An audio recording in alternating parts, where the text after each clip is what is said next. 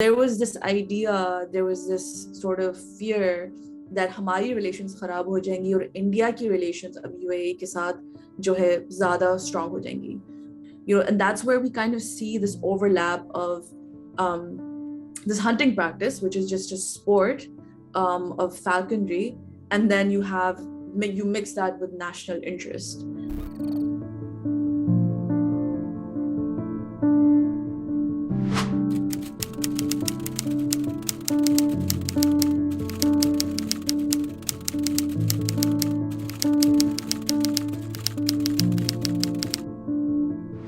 Nazim Jokhio and उनका case काफी interesting है बिकॉज उन्होंने एसेंशियली हंटिंग करते हुए आई थिंक उन्होंने वीडियोस बनाई थी right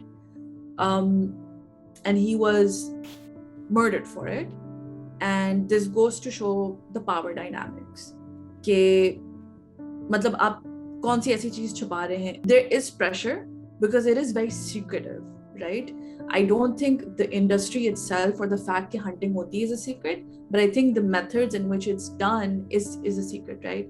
This situation or this industry is now it's mixed with national interests and national security. It's a matter of these two things.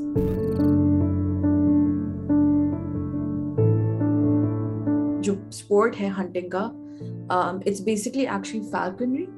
तो ये इन लोग के falcons होते हैं and Hobara bustards are basically like an ideal prey for falcons and क्योंकि ये परिंदे ज़्यादातर deserts में होते हैं तो for a lot of these countries that are उनकी geography है ही ज़्यादातर deserts, you will find these birds there, right? But the other reason is that they're considered aphrodisiac. ये जो परिंदे हैं, they're meant to hold that quality, and so they're extremely sought after.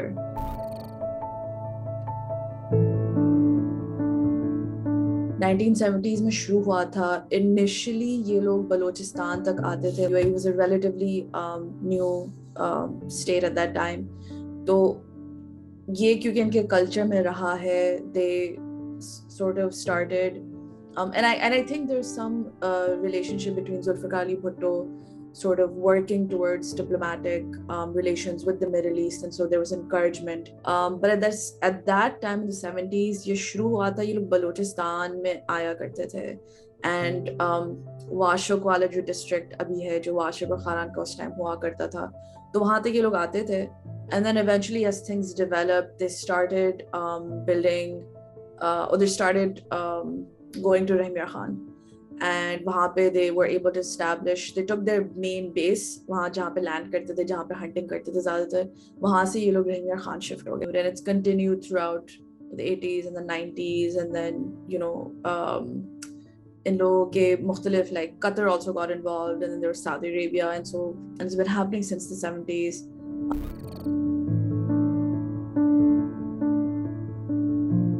There's also been local politics involved in it as well. I remember I think 2015 में कोशिश की गई थी कि इस पे बैन लगा दिया जाए, and I think थोड़े अरसे के लिए बैन लगाया भी गया था, लेकिन I think the popular belief was that ये बैन इसलिए लगाया गया है, like the popular belief amongst Hobara Foundation and a couple of other entities was that ये इंडिया की तरफ से था, this was India's doing, because at that time there was basically what was happening was जब हमारे यहाँ ban हुई hunting, so that obviously created some tension between Pakistan and Abu Dhabi, right? And at that time Modi had traveled to the UAE and met with the sheikhs over there, so there was this idea, there was this sort of fear that हमारी relations खराब हो जाएंगी और India की relations अब UAE के साथ जो है ज़्यादा strong हो जाएंगी. So there was this immediate sort of like, how do we respond to this? And that's where we kind of see this overlap of this hunting practice, which is just a sport of falconry, and then you mix that with national interest.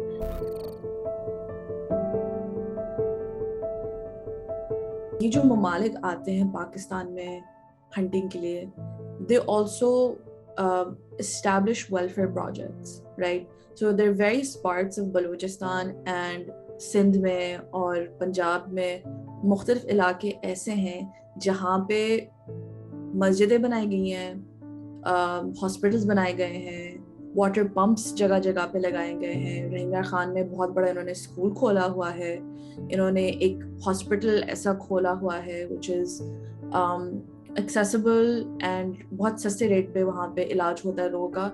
और रहीम खान में है लेकिन सिंध से भी लोग वहाँ जाते हैं, right?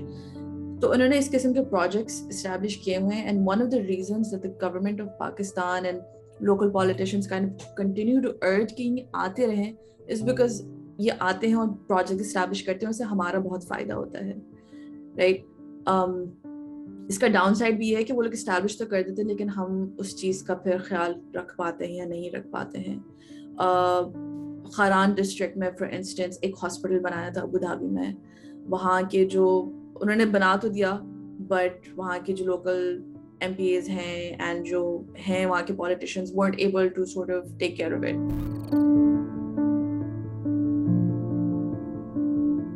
I remember one of my sources, उन्होंने मुझे बताया था कि एक ज़माने में 70s 80s में ले ले वो शिकार करते हैं, वो शिकार के लिए जाते हैं और शिकार का सीजन होता है, राइट? तो हर जानवर का शिकार, there's a season, particular season when you can hunt it. So they would go and they have the license for it.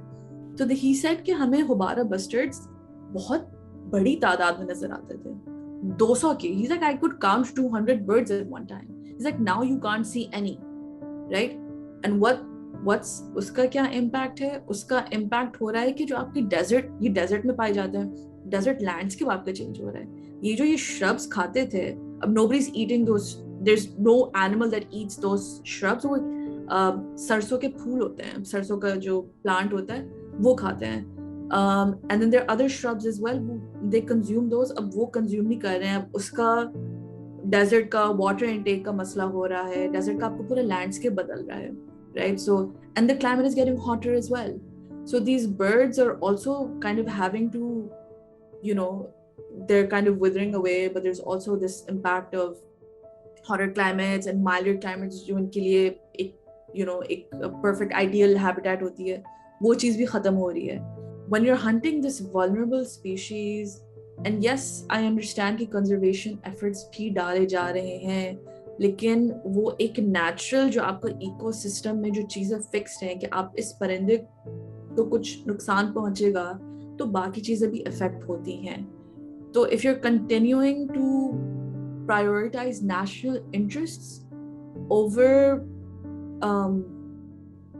nature, then it will have some impact.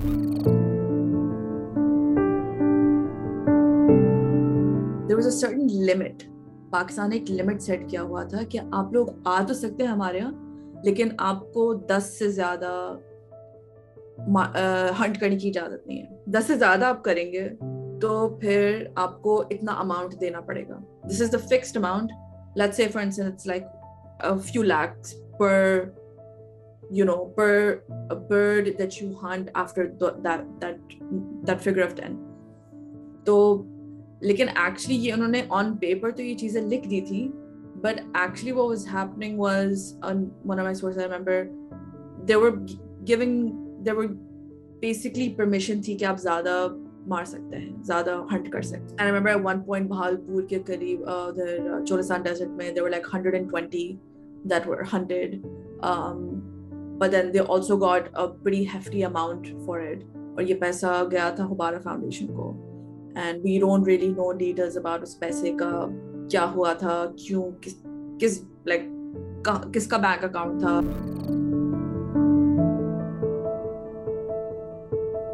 International Union for Conservation of Nature, right? So IUCN की जो list है उस पे Houbara bustard is still a vulnerable species, and what that means is इनके different मुख्तलिफ levels होते हैं कि अच्छा, you know, this species is doing okay at this moment in time. Vulnerable के बाद I think then the next phase is endangered, and so right now there are a lot of efforts being put in to conserve this bird, इसकी conservation के लिए, इसकी basically इनकी आबादी बढ़ाने के लिए. When this bird was declared vulnerable, there were efforts to ban this hunting, and I think the bird was declared vulnerable a couple of decades ago. It's not like a recent koi baat hai. It was a couple of decades ago. I know it was banned in India. I think it was banned in other countries as well. In Pakistan, it's interesting because it's banned to locals, but it's open for foreigners essentially. So there have been efforts. WWF raha hai, and there have been other activists who've called for the banning of this particular hunting practice.